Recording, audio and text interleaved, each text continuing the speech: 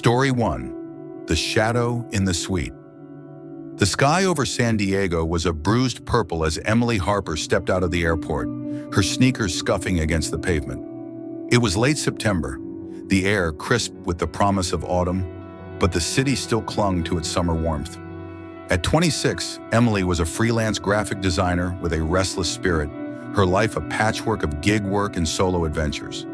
She'd traveled to nearly every major city in California: Los Angeles with its sprawling chaos, San Francisco with its fog-kissed hills, Sacramento's quiet charm. But San Diego had eluded her. It was the final pin on her mental map, a bucket list destination she'd dreamed of since childhood, when her father would spin tales of its beaches and bustling gas lamp quarter. This trip was different, though. Her friends, tethered to desk jobs or drained bank accounts, couldn't join her. Emily didn't mind. Solitude was her canvas, and she painted it with the freedom of her own choices. Her Uber pulled up to the Hotel Azure, a sleek, high-rise just blocks from the heart of downtown. The building was a study in modern elegance. Glass walls reflecting the city's lights, a lobby of polished marble and driftwood accents that screamed coastal chic. Emily adjusted her backpack, her only luggage aside from a small suitcase, and stepped inside. The air was cool, scented with eucalyptus and something faintly metallic, like polished steel. The lobby buzzed with activity, tourists checking in, a bellhop pushing a cart of luggage, a couple arguing in hushed tones by the bar. Emily's eyes scanned the room, a habit born of years traveling alone. She noticed a man leaning against a pillar near the entrance, his face half hidden by a navy baseball cap. He was older, maybe late 30s, with a lean build and a posture that seemed both relaxed and coiled, like a predator at rest. His eyes met hers for a fleeting moment, and a chill ran down her spine. She shook it off, chalking it up to jet lag, and approached the front desk. The clerk, a woman with sharp cheekbones and a name tag reading Maria, greeted her with a practiced smile. "Welcome to the Hotel Azure, Ms. Harper. First time in San Diego?" Emily nodded, handing over her ID. "Yeah, finally checking it off the list." Maria's fingers danced across the keyboard, her eyes flicking between the screen and Emily. "You're on the second floor, room 214. It's a great view of the city. Any plans while you're here?" "Just exploring," Emily said, her voice light but her mind already wandering to the itinerary she'd mapped out. Balboa Park, the zoo, a sunset walk along the waterfront. "Maybe some tacos tonight." Maria chuckled, sliding a key card across the counter. "You can't go wrong with tacos here. Enjoy your stay." As Emily turned to head for the elevators, the man from the pillar appeared at her side, his movements fluid, almost silent. "Need a hand with that?" he asked, gesturing to her suitcase. His voice was warm, disarming, but there was an edge to it, like a blade wrapped in velvet. Emily hesitated, her instincts prickling. The lobby was crowded, Maria was watching, and the man's smile seemed genuine enough. "Sure, thanks," she said, forcing a smile. "I'm Emily, by the way." "Ethan," he replied, hoisting her suitcase with ease. "Freelance photographer, second time in San Diego. You?" "First time," she said, keeping her tone neutral as they stepped into the elevator. The doors slid shut, and the small space felt suddenly claustrophobic. Ethan's presence filled it, his cologne sharp and musky, his eyes lingering on her a moment too long. "So, what's worth seeing here?" she asked, more to fill the silence than out of curiosity. "Oh, the usual," he said, leaning against the wall. "The zoo's overrated, but the gas lamp's got some killer bars. Depends what you're into." His gaze flicked over her, assessing, and Emily's skin crawled. She focused on the glowing numbers above the door. 1, 2. The elevator dinged, and they stepped into the hallway, a sterile stretch of beige carpet and fluorescent lights. He followed her to room 214, setting her suitcase down outside the door. "Enjoy your stay, Emily," he said, his smile widening. "Maybe I'll see you around." "Yeah, maybe," she replied, her voice tight. She waited until his footsteps faded down the hall before unlocking the door and slipping inside. The room was modern, with a king-size bed, a sleek desk, and floor-to-ceiling windows overlooking the city. She locked the deadbolt, checked it twice, and collapsed onto the bed. The hum of San Diego's skyline filtered through the glass, a soothing counterpoint to the unease twisting in her gut. She closed her eyes, letting exhaustion pull her into a restless nap. Her dreams were fragmented, flashes of dark alleys, a faceless figure watching from the shadows, the sound of her own heartbeat pounding like a drum. She woke an hour later, disoriented, the room bathed in the golden glow of late afternoon. Her phone buzzed with a reminder, dinner at a taco joint recommended by a friend.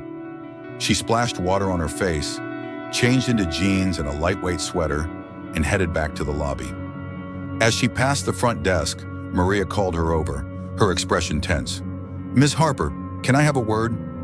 Her voice was low, urgent, and Emily's stomach dropped. "What's wrong?" she asked, glancing around the lobby. It was quieter now, the evening crowd thinning out. Maria leaned closer, her eyes darting to the entrance. "That guy you were with earlier, the one who carried your bags, I saw him outside before you arrived. He was just standing there across the street, watching the hotel. Then he followed you in, like he was waiting for you. I checked the guest list. We don't have an Ethan registered. If you see him again, stay away." Emily's mouth went dry. "You're sure he's not a guest?" "Pretty sure," Maria said, her lips tight. "I've worked here 5 years. I know a creep when I see one." Emily nodded, her mind racing. Ethan's easy smile, his too familiar tone. It all felt wrong now, like a mask slipping. "Thanks for the heads up," she said, forcing a calm she didn't feel. "I'll be careful." She spent the evening exploring the Gaslamp Quarter, the streets alive with music and laughter. She tried to lose herself in the vibrancy, but Maria's warning clung to her like damp fog. Every face in the crowd became a potential threat, every glance a shadow of Ethan's gaze. She ate tacos at a bustling cantina, the flavors sharp and bright, but her appetite was dulled by the weight of unease. By the time she returned to the hotel, the sky was a deep indigo, the city's lights twinkling like distant stars. The lobby was nearly empty, staffed by a new clerk, a young man engrossed in his phone. Emily rode the elevator alone, the silence amplifying her nerves. In her room, she showered, the hot water a fleeting comfort. She changed into a fresh outfit for a night tour she'd booked, a city lights cruise along the waterfront. Lying on the bed for a quick nap, she let the hum of the air conditioning lull her. The world blurred, her thoughts drifting to the ocean, to freedom. A sharp knock snapped her awake. "Housekeeping," a male voice called, soft and deliberate, like a whisper meant only for her. Emily's heart stuttered. She hadn't requested housekeeping, and it was her first day. The knock came again, heavier, more insistent. She crept to the door, her pulse thundering in her ears, and peered through the peephole. The hallway was empty, the lights casting long, sterile shadows. Her hand trembled as she reached for her phone, dialing the front desk. "Did you send housekeeping to room 214? She asked, her voice barely above a whisper. "No, ma'am," the clerk replied, his tone casual. "No one's scheduled for your room tonight." Emily's breath hitched. "Can you send someone up? I don't feel safe." "On it," the clerk said, and 5 minutes later a maid knocked, her voice cheerful. "Maintenance, Ms. Harper." Emily opened the door, explaining the situation in a rush. The maid, a middle-aged woman with kind eyes, nodded sympathetically. "Probably just a mix-up," she said, but her tone lacked conviction.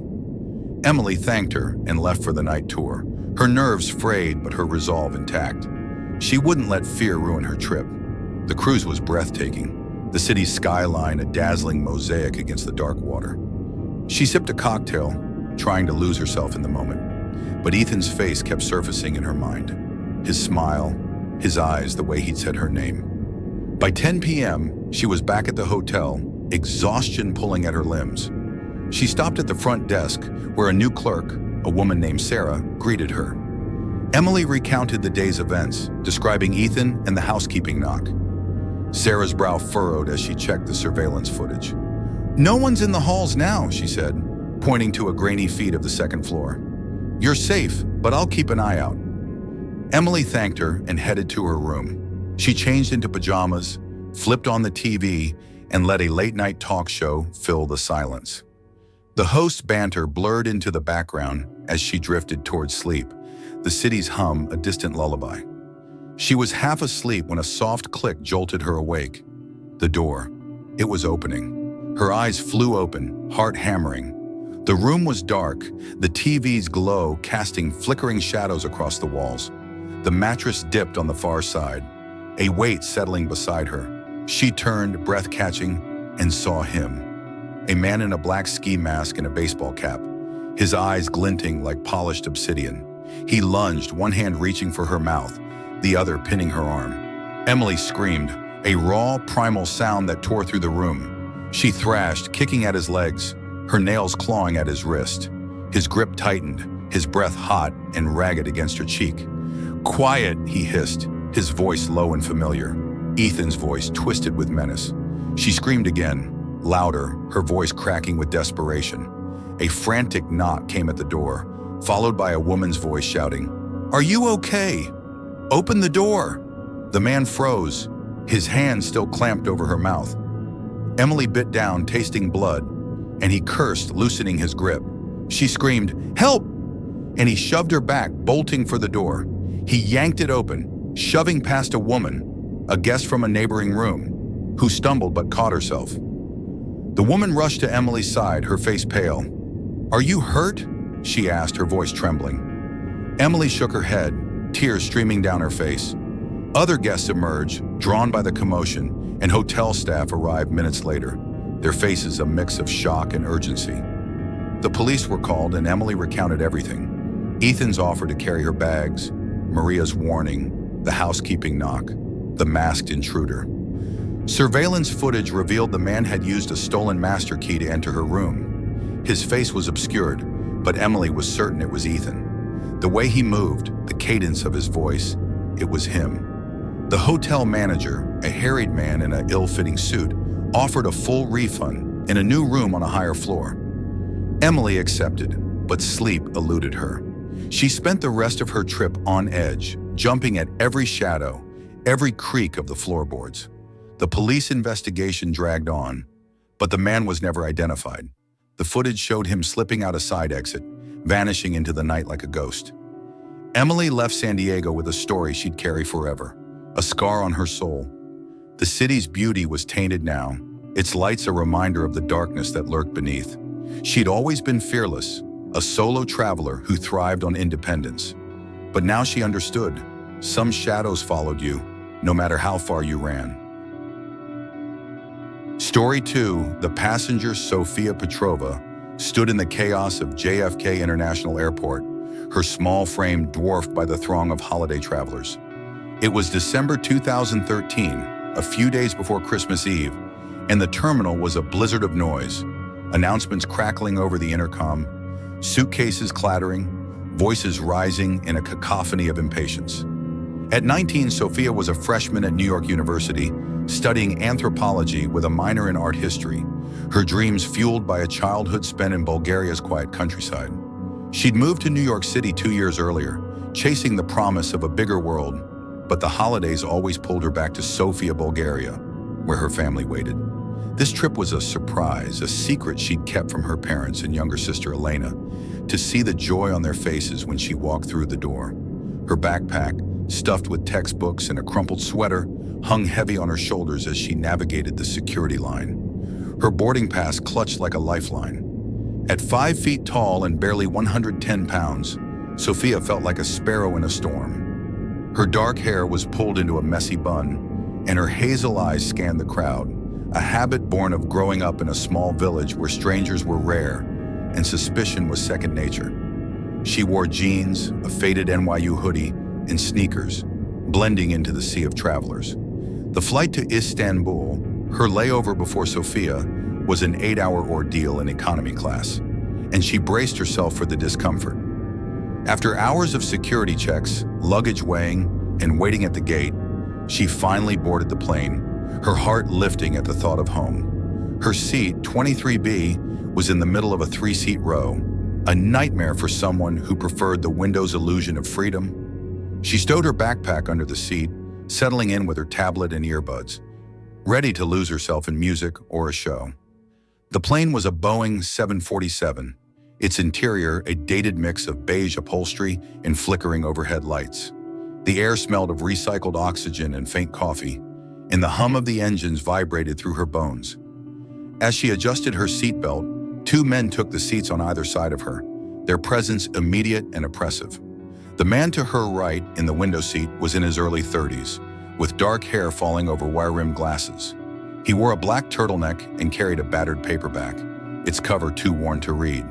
He nodded curtly when she glanced at him, then buried himself in his book, his silence a small mercy.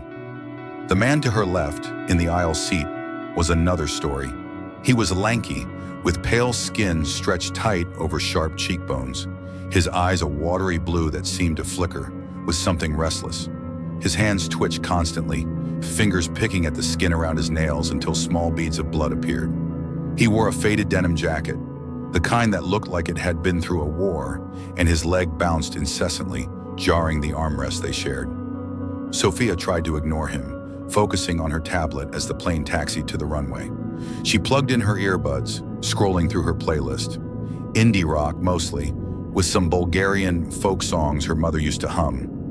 But she could feel the man's eyes on her, a weight that pressed against her skin like a cold hand. She glanced at him once, catching his gaze, unblinking, intense like he was memorizing her face.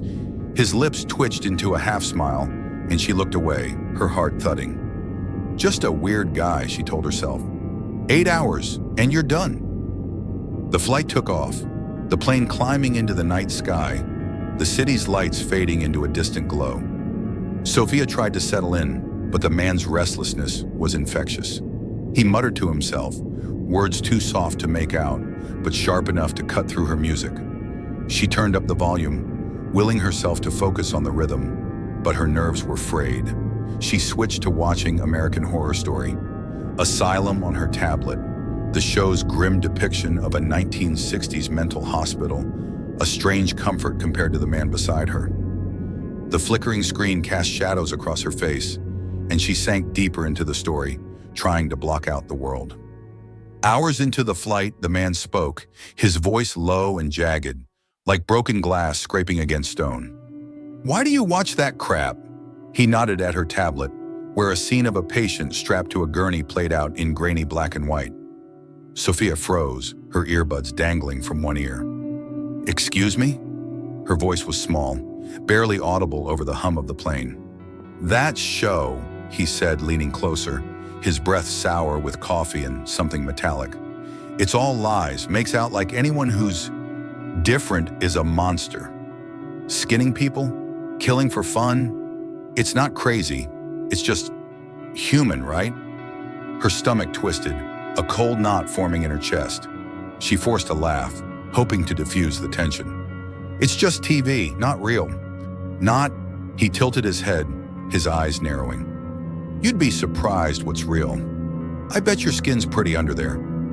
His gaze slid over her, lingering on her hands, her neck, and Sophia's blood ran cold. She glanced at the man by the window, hoping he'd overheard, but he was engrossed in his book, oblivious. The rest of the plane seemed asleep, the cabin lights dimmed to a ghostly blue. "I'm just trying to watch my show," she said, her voice trembling. "Do you need something?" He chuckled, a low, guttural sound that made her skin crawl. "Just making conversation. Long flight, you know." He leaned back, but his eyes stayed on her, unblinking, like a predator watching prey. Sophia turned away, her heart pounding so hard she thought it might burst. She kept her eyes fixed on her tablet, but the show's horrors paled in comparison to the man beside her. Every movement he made, every twitch of his fingers, every muttered word sent a fresh wave of dread through her. She contemplated asking a flight attendant for help, but what could she say? He's creepy, he's staring. It wasn't enough to justify moving seats, and the plane was full. She was trapped. The hours dragged on, each minute an eternity. She tried to focus on the thought of home, her mother's cooking, her sister's laugh, the snow-dusted streets of Sofia. But the man's presence was a shadow that swallowed her thoughts. At one point, she drifted into a fitful sleep, her head lolling against the headrest. She dreamed of a dark room, a figure standing over her with a knife, his face obscured by a hood. She woke with a start, her heart racing, and found the man staring at her, his lips curled into that same half-smile. "Sorry," he said, his voice soft but mocking. "Didn't mean to wake you." She didn't respond, pulling her hoodie tighter around her. The rest of the flight was torture.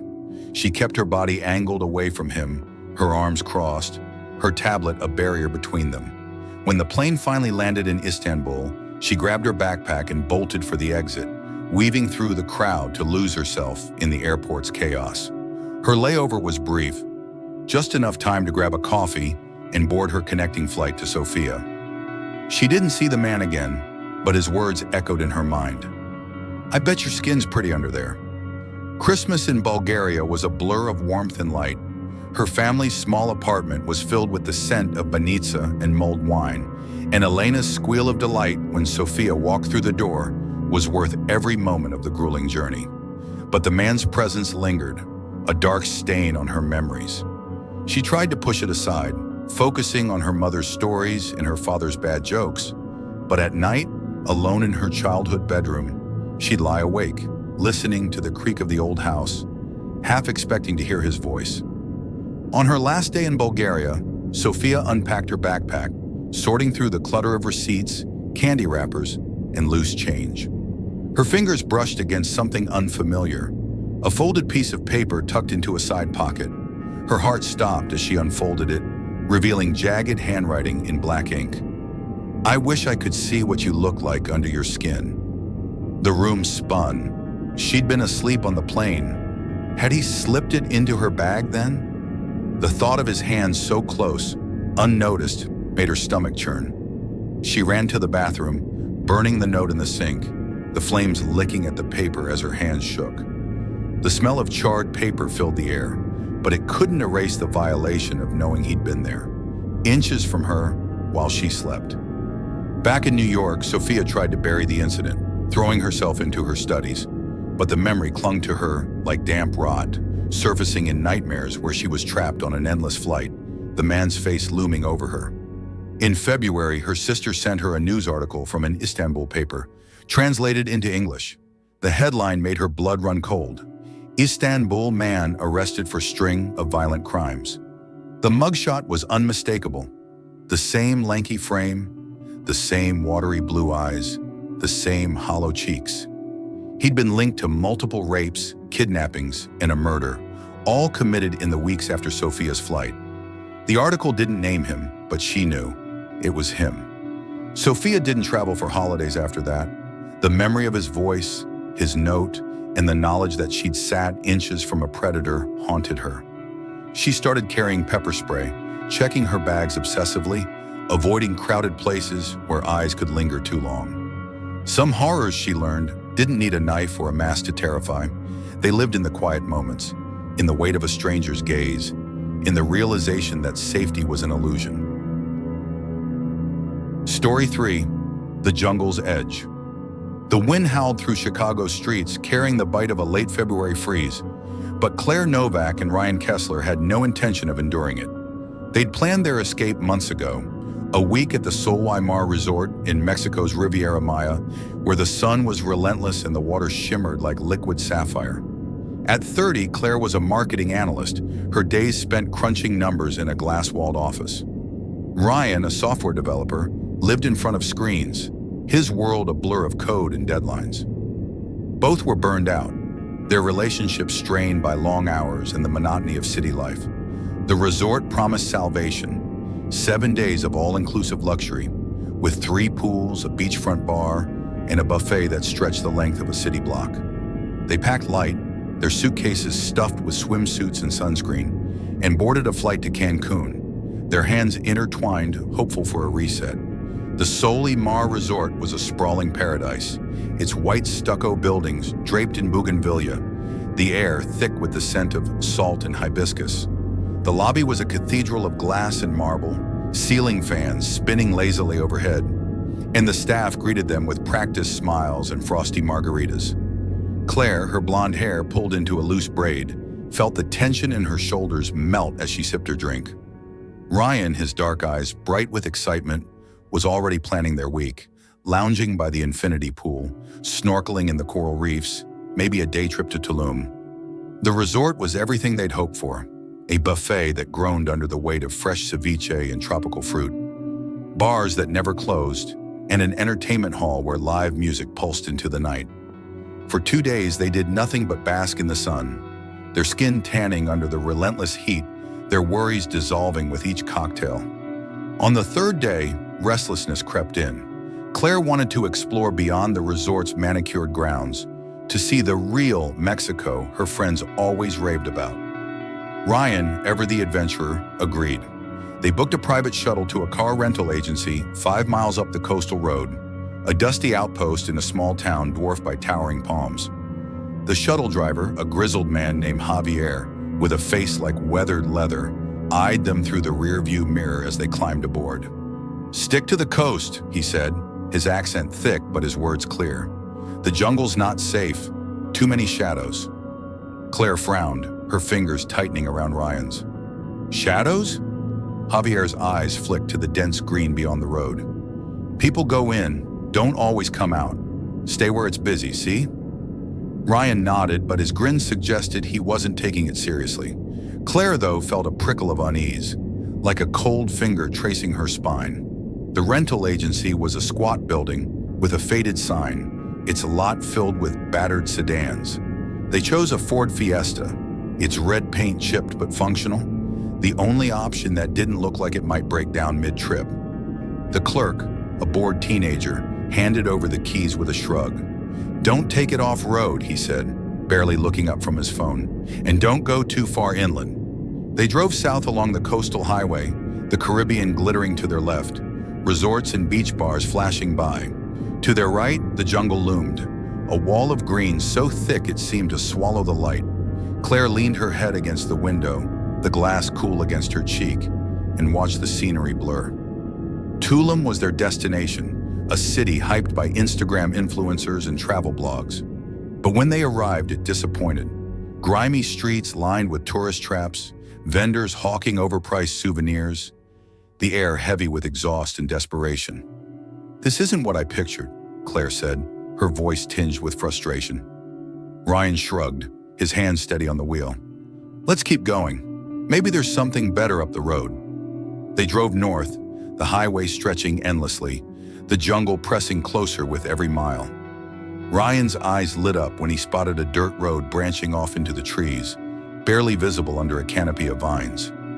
"What if we just check it out?" he said, his voice alive with curiosity. "A quick detour." Claire hesitated, Javier's warning echoing in her mind. That driver said to stay on the main road, and the rental guy said no off-roading. "It's just a little adventure," Ryan insisted, already turning the wheel. "We'll turn back if it gets weird." The dirt road was wide but uneven, the Fiesta's tires crunching over gravel and roots. The jungle closed in around them, the air growing heavy with the scent of damp earth and decaying leaves. Sunlight filtered through the canopy in thin golden shafts, casting dappled shadows across the dashboard. Claire's unease grew, her fingers twisting the hem of her sundress. "This feels wrong," she said, her voice barely above a whisper. "We should turn back." Ryan glanced at her, his grin faltering. "5 more minutes, okay? Then we'll head back."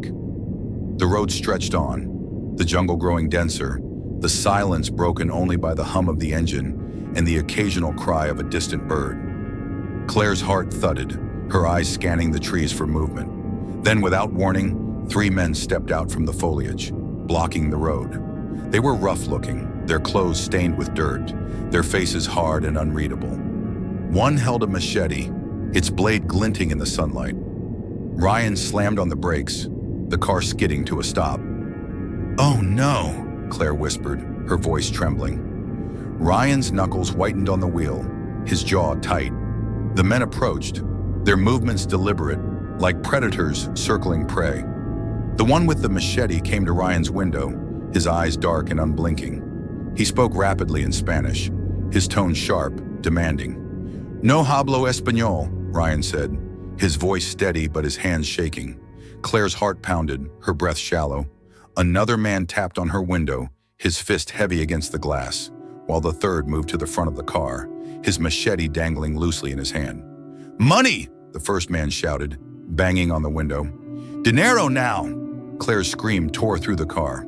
"Drive, Ryan! Go!" He floored the gas, the Fiesta lurching forward, gravel spraying under the tires. The men shouted, chasing them, but the car outpaced them, the jungle blurring past. Claire clung to the door, her pulse roaring in her ears. They didn't stop until they reached the main road, the resort's lights a distant beacon of safety. Back at the Sol Mar, they parked the Fiesta in the lot, their hands still trembling. "We're done with this car," Claire said, her voice hoarse. Ryan nodded, his face pale. They spent the evening by the pool, trying to shake the encounter, but the jungle's shadow lingered. The resort's music and laughter felt hollow, a thin veneer over the terror they'd escaped. The next morning, a resort worker named Rosa, her smile warm but her eyes cautious, recommended a nearby cenote, a natural sinkhole perfect for swimming. "It's safe," she said, handing them a hand-drawn map. "Just follow the signs. It's close, no trouble." Claire was skeptical, but Ryan's enthusiasm won out. "We can't let one bad day ruin the trip," he said. "Let's try it." They drove to the cenote, the Fiesta rattling down another dirt path, this one closer to the resort. The jungle was less oppressive here, the air lighter, but Claire's nerves were raw. They parked at a small clearing, a wooden sign pointing to the cenote's trail. The path was narrow, lined with ferns and moss-covered rocks, the air cool and damp. They were alone, the silence broken only by the rustle of leaves and the distant drip of water. Claire's skin prickled, her senses heightened. "This feels too quiet," she said, her voice low. Ryan squeezed her hand. "It's fine. We're close to the resort. Nothing's going to happen." But as they walked deeper, the air grew heavy, the jungle's hum replaced by an eerie stillness. Then they heard it, rustling in the trees, footsteps crunching on unseen paths. Claire froze, her breath catching. "Ryan, someone's out there!" Before he could respond, a man stepped onto the path, his smile too wide, his eyes too sharp. He wore a faded t-shirt and carried a machete tucked into his belt, its handle worn from use. "Cenote?" he asked in broken English, gesturing for them to follow. "I show you. Come." Claire's instincts screamed to run, but Ryan hesitated, his curiosity warring with caution. "Maybe he's a guide," he whispered. Claire shook her head, her eyes fixed on the machete. They followed reluctantly, the man leading them off the marked trail, deeper into the jungle. The signs disappeared, the path narrowing until it was barely a trail at all. Claire's heart raced, her hand gripping Ryan's. Then she saw it, the machete's handle protruding from the man's back pocket, its blade catching the light. "Run!" she whispered, shoving Ryan forward. They bolted, branches snapping underfoot, the man shouting behind them. His footsteps pounded, heavy and relentless, but they were faster, their adrenaline a wildfire. They reached the Fiesta, slamming the doors shut as three more figures emerged from the trees, their faces obscured by shadows. They yanked at the handles, fists hammering the windows, the glass cracking under the blows. Ryan started the engine, peeling out as the men shouted, their voices swallowed by the jungle. Claire sobbed, clutching the seatbelt, her body shaking. Ryan's hands trembled on the wheel, his face ashen. They returned the Fiesta to the rental agency that day, its windows scratched but intact. The clerk barely glanced at the damage, waving them off with a shrug. They took a shuttle back to the resort, vowing never to leave its grounds again. The rest of the trip was a blur of forced normalcy. Poolside drinks, late-night shows, the beach's gentle waves, but the jungle's shadow clung to them, its whispers haunting their dreams. They warned the resort staff about the attacks, Rosa's face paling as she promised to alert other guests. When they left for the airport, Claire looked back at the jungle, its green depths unyielding, and swore she'd never return. Mexico's beauty was undeniable, but its dangers were a scar they'd carry forever.